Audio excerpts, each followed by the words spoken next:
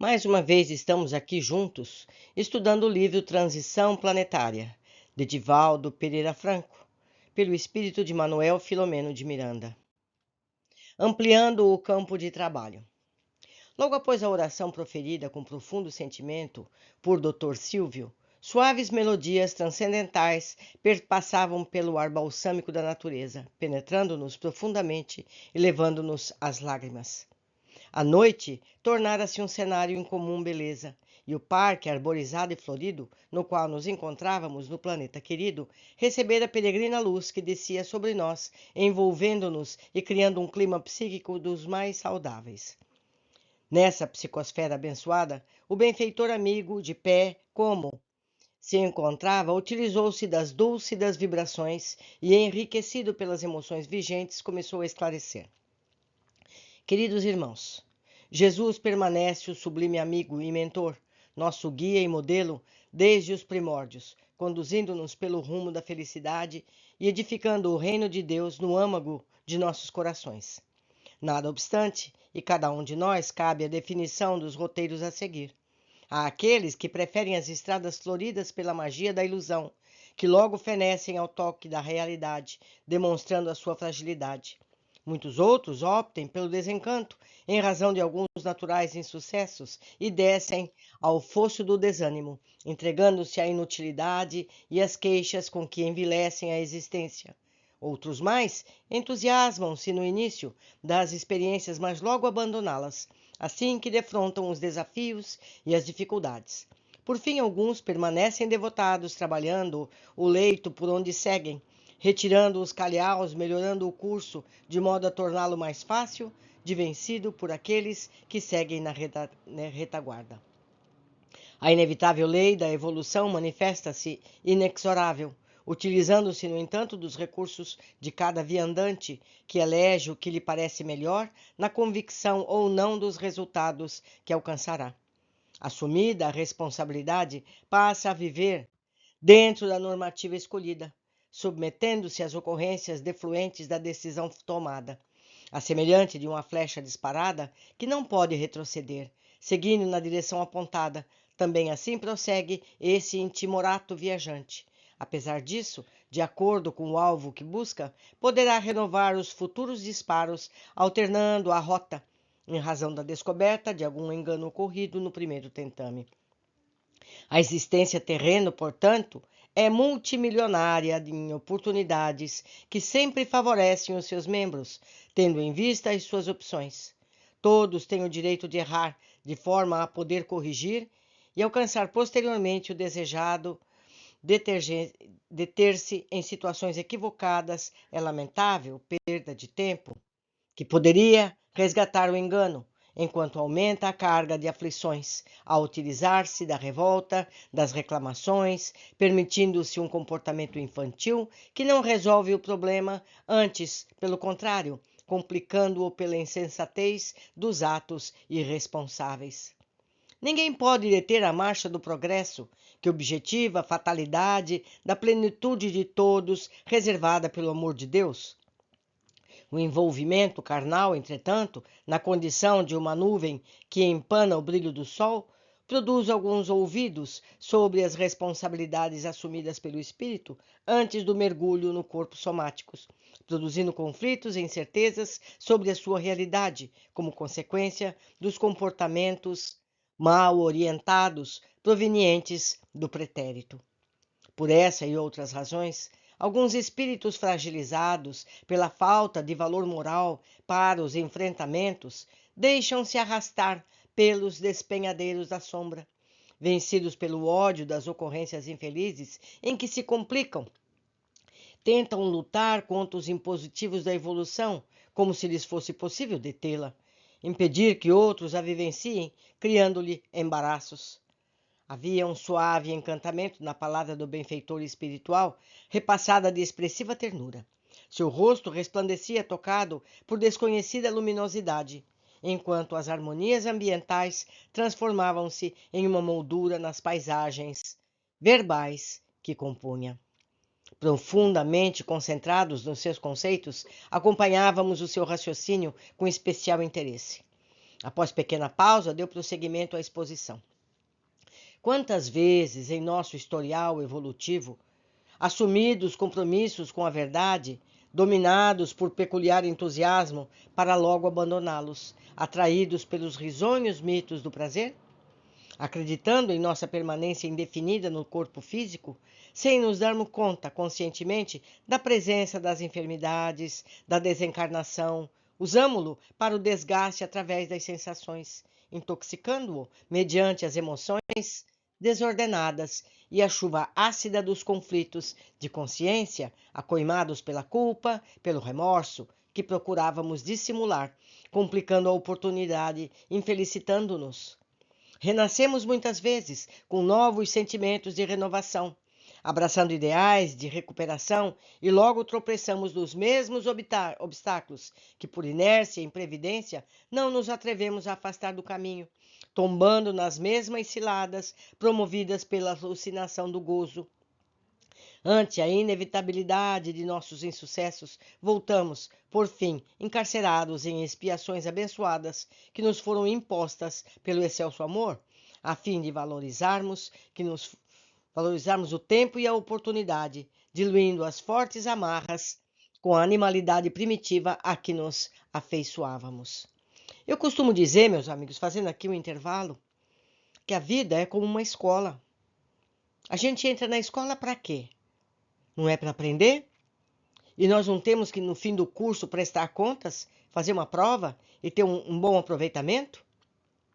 Ou nós entramos na escola para as festas, para as distrações, para as complicações?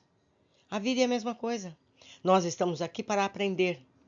Não estamos aqui para brincar. Assim como na escola, temos os fins de semana para aproveitar, para brincar, para passear. Também a vida, temos momentos para distrações, mas não a vida inteira para distrações, não é verdade? Então vamos preparar melhor as nossas oportunidades, mas vamos continuar. Em muitas dessas ocasiões encontramos Jesus e nos fascinamos com a sua proposta libertadora, com as suas incomparáveis lições de misericórdia e bondade centradas no amor. Entregamo-nos fascinados, mas não resistimos aos impulsos da inferioridade moral a que nos atamos, lentamente adaptando seus ensinamentos aos nossos interesses espúrios.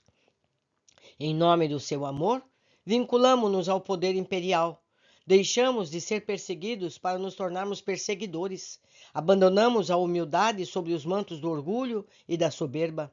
Encontramos meios de afastar os inimigos aos quais deveríamos amar, os antipatizantes que pensávamos conquistar, os equivocados que nos cabia esclarecer, e demos início às aventuras da loucura, criando as cruzadas, os tribunais do Santo Ofício, as perseguições inclementes dos mouros e judeus e todos aqueles que não compartilhavam das nossas ideias, afundando-nos no abismo das aberrações mais desastrosas. Culminamos dessas arbitrariedades em nome do mártir da cruz, com a venda das indulgências, liberando todos os criminosos dos seus hediondos comportamentos através do vil metal que deveria ser enviado a Roma para a construção da Basílica de São Pedro e para os tesouros do Vaticano, exauridos com as guerras promovidas anteriormente pelo Papa Júlio II, que viveu mais sentado na sela do cavalo do que no trono falsamente determinado de São Pedro.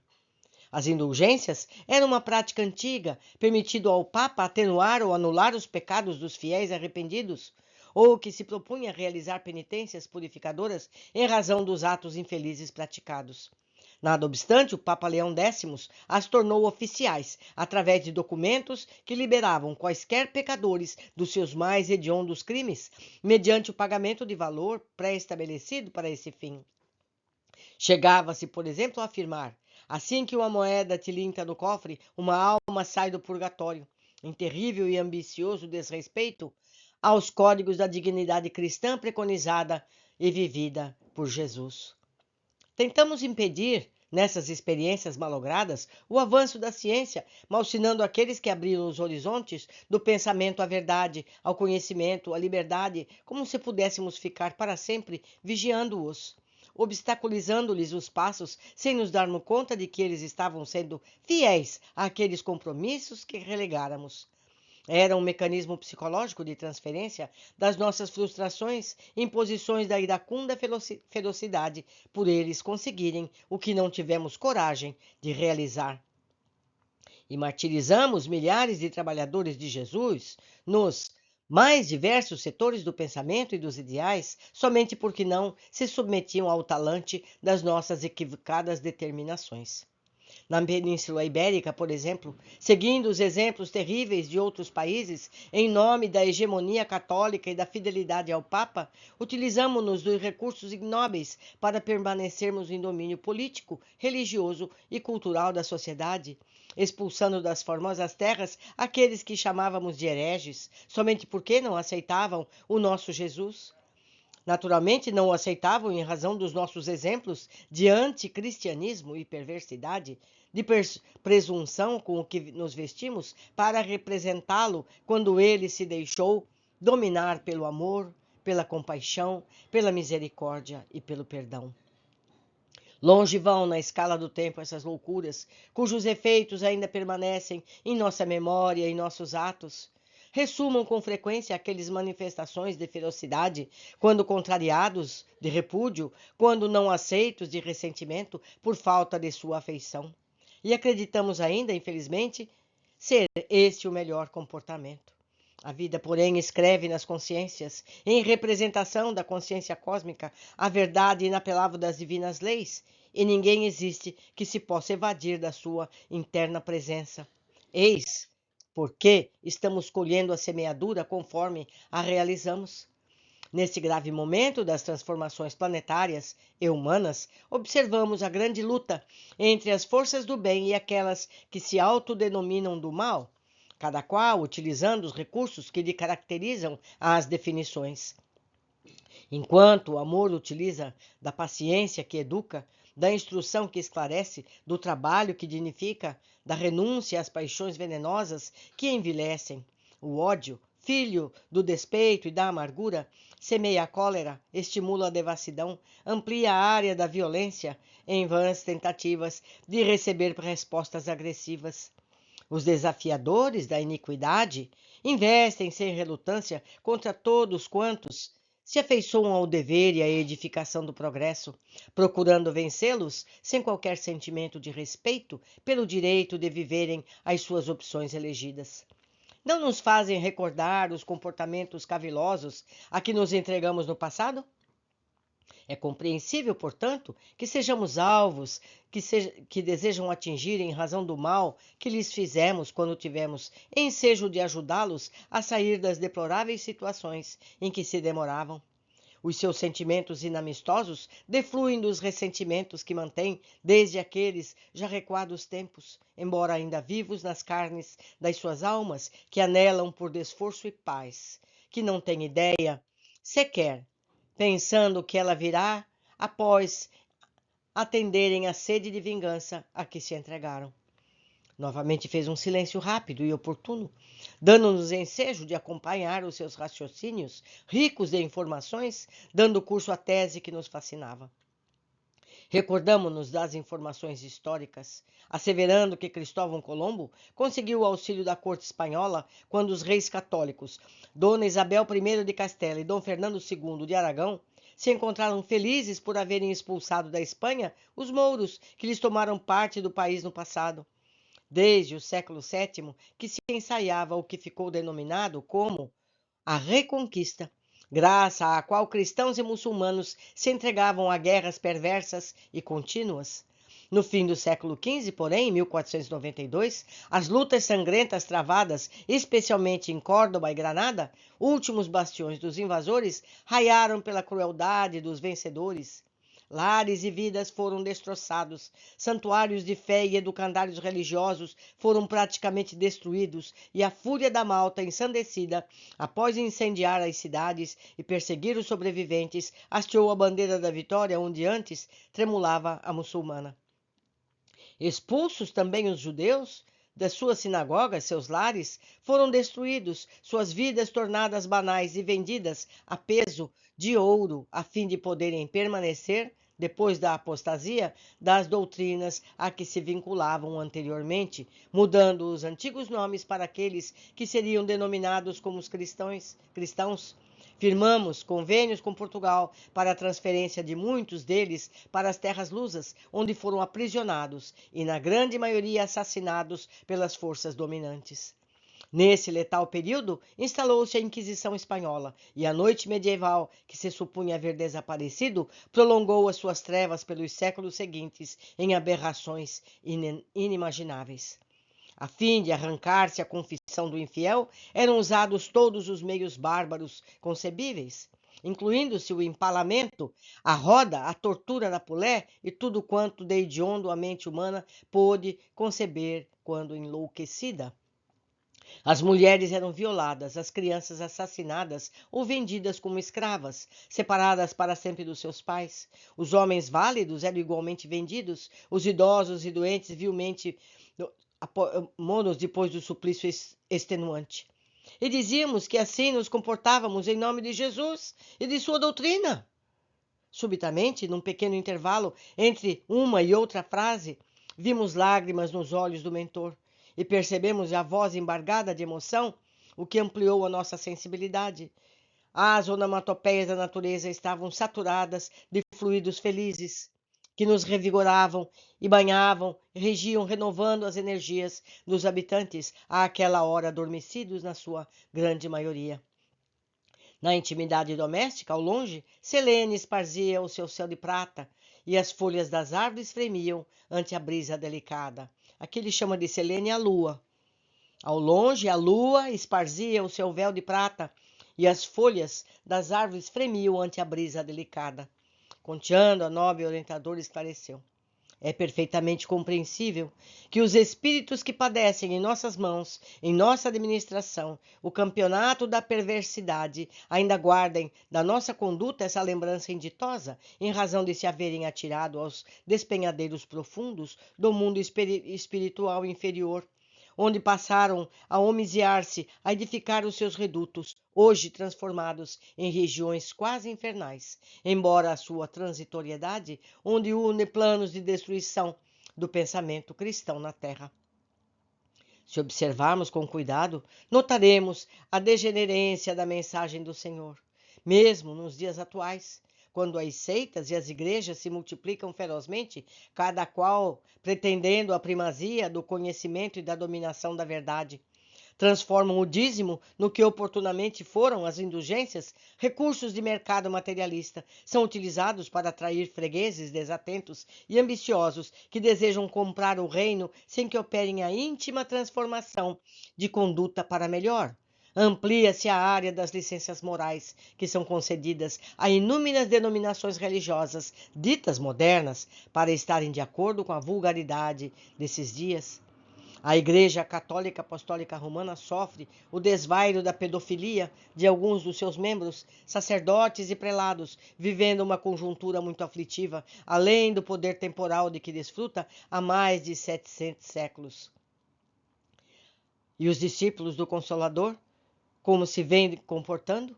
Não existe já as diferenças gritantes em separatismos lamentáveis, através de correntes que se fazem adeptas de X, Y ou Z, em detrimento da codificação kardeciana na qual todos aurimos o conhecimento libertador? Não surgem diariamente médiuns equivocados, agressivos, presunçosos, vingativos, perseguidores, insensatos, pretendendo a supremacia total do ouvido das lições do excelente médium de Deus, Jesus?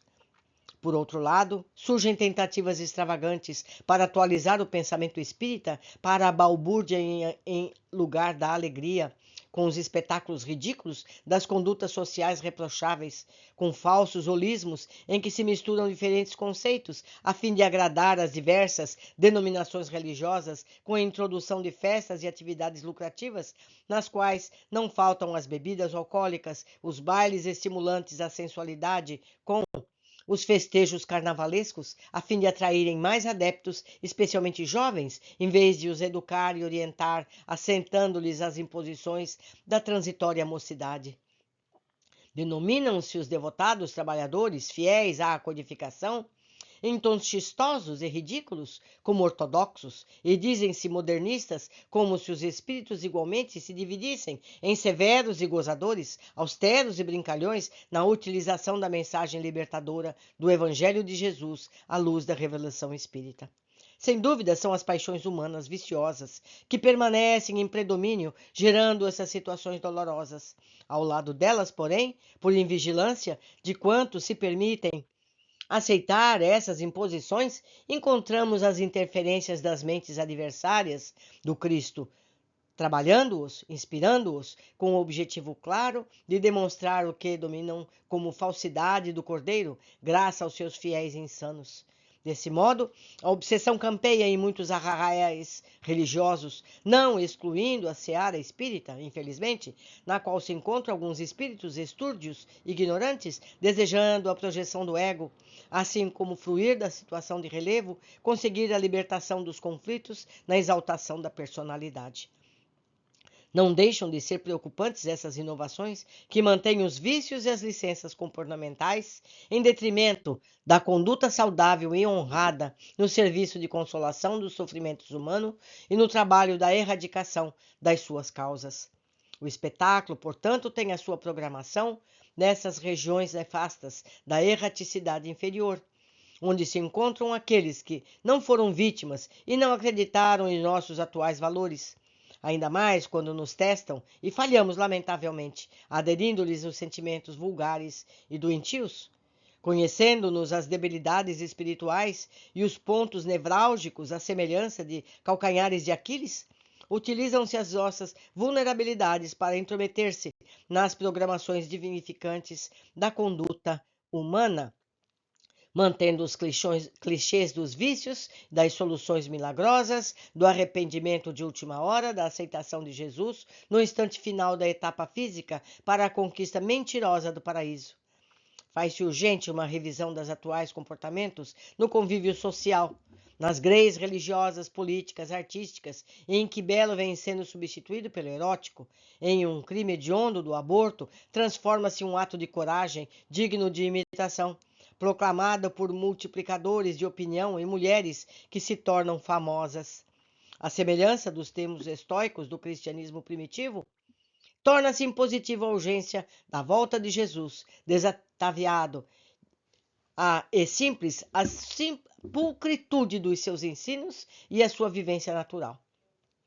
Assevera-se que odiernamente, ou seja, atualmente, não há mais lugar para a vida ingênua e elevada em razão da tecnologia avançada, das grandes conquistas da ciência e do conhecimento em geral, quando se deveria afirmar que estes são os dias, sim, da vivência nobre, sendo divulgada como de natureza terapêutica para prevenir as criaturas humanas da depressão pandêmica, das enfermidades psicossomáticas, dos processos enfermiços degenerativos, da violência, da agressividade, dos crimes de todo o jaez, da interferência dos espíritos infelizes nas existências humanas, gerando obsessões e transtornos vários, tão lamentáveis quanto dolorosos. Estamos encarregados, nós, os espíritos que nos encontramos a serviço do Senhor e da preparação dos novos tempos, de despertar as consciências, de trabalhar em consonância com os companheiros da jornada carnal, de maneira que a renovação seja feita desde agora, passo a passo, reconstruindo o mundo moral em toda parte, especialmente nas paisagens íntimas, no coração de onde procedem as boas como as más palavras e condutas, conforme enunciou o Rabi Galileu, Jesus. Não se trata de uma tarefa simples e fácil, como, aliás, nada o é. Se trata de valores de enobrecimento, de transformações radicais, dos desequilíbrios para a ordem, do erro para o acerto. Empenhados no programa traçado por Jesus, porfiemos, não cedendo espaço à frivolidade nem às insinuações douradas que o mal propõe. Jesus, hoje como ontem, amanhã como hoje, é o nosso lema. Vencedor dos tempos, ele aguarda que a sua mensagem seja realmente vivida, conforme Nola ensinou pelo exemplo. Não há outra alternativa senão avançar no rumo da vitória sobre as tendências inferiores. Calou-se emocionado, enquanto respirávamos o ar balsâmico da natureza em festa estelar. Um grande silêncio Apenas quebrado pelas harmonias siderais, a todo nos dominou. Meus amigos, não tem como eu não comentar. Será que é tão difícil a gente ter uma vida normal? Uma vida calma? Uma vida de estudo, de aperfeiçoamento? Será que é tão difícil? Ninguém está pedindo para a gente se comportar como santos. Não é isso. É apenas amarmos-nos uns aos outros, fazer para o outro aquilo que nós queremos para nós mesmos.